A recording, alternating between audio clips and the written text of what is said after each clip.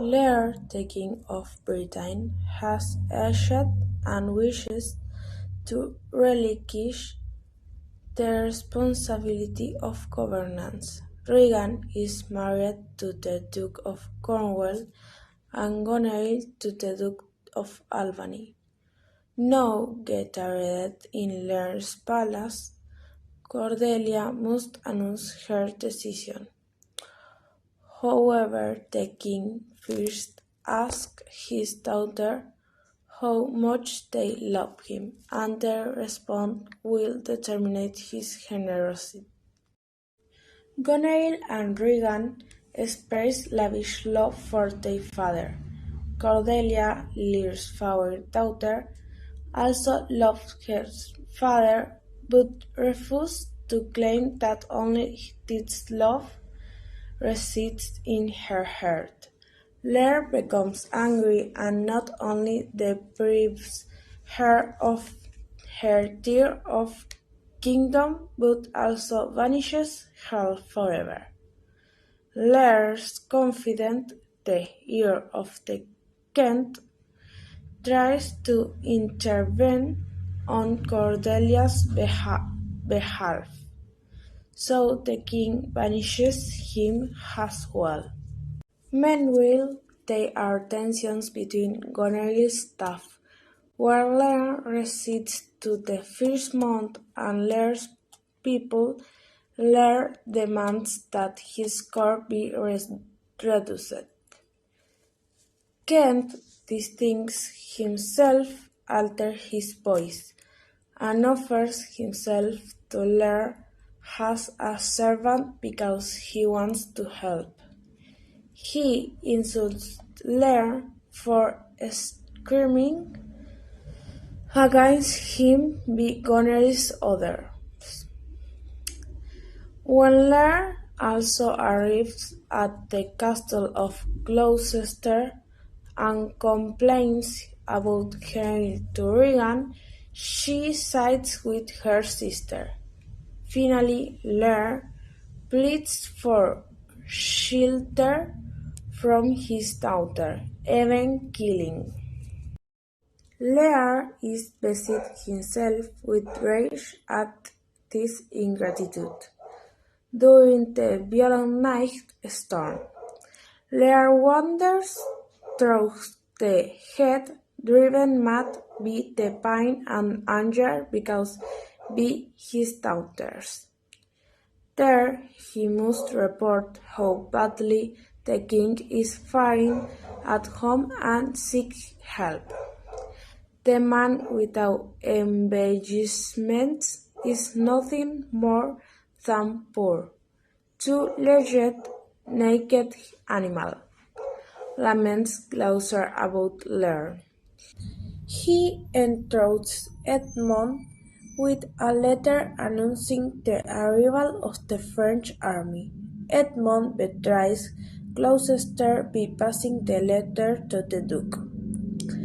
Meanwhile, Gloucester hurrying to find Lear in the midst of the night storm.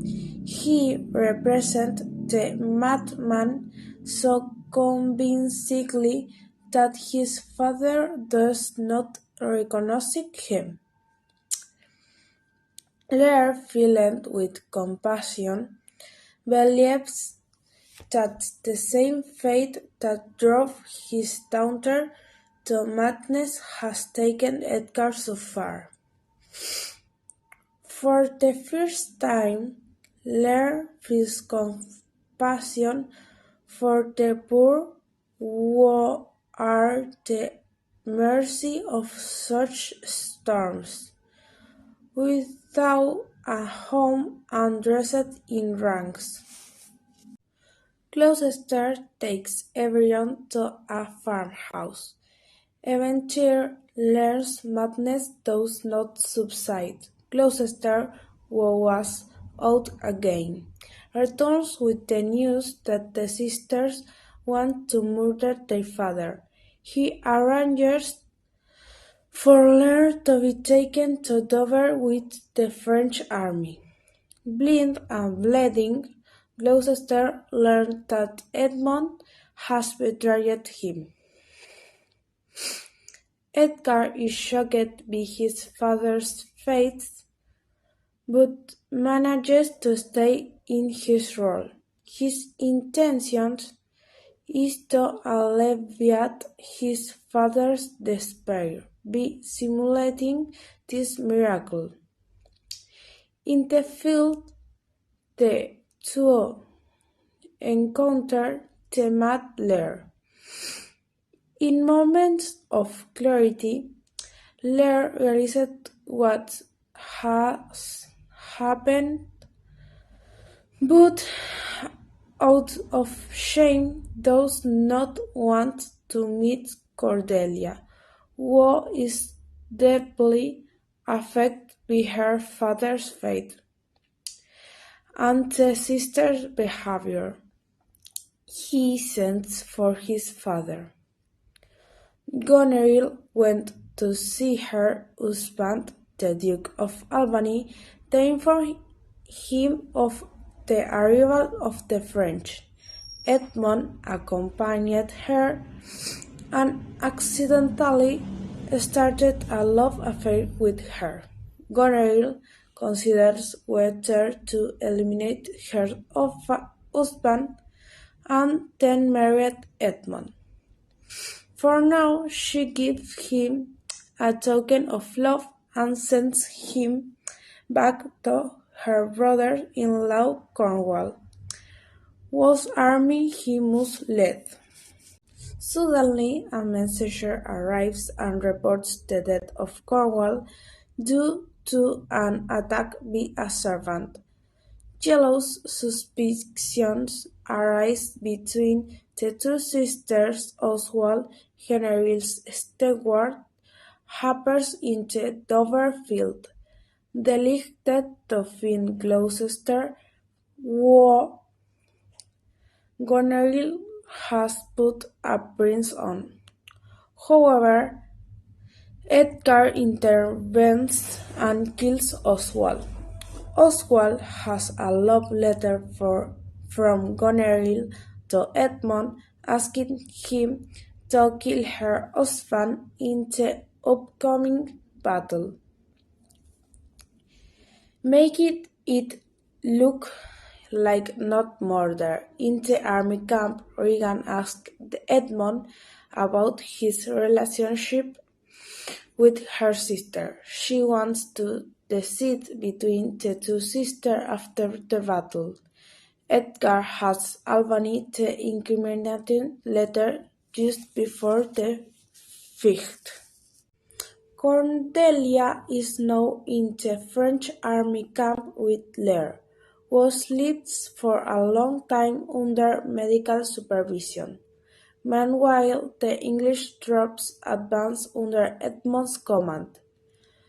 Lear is happy to be reunited with Cordelia, even in prison.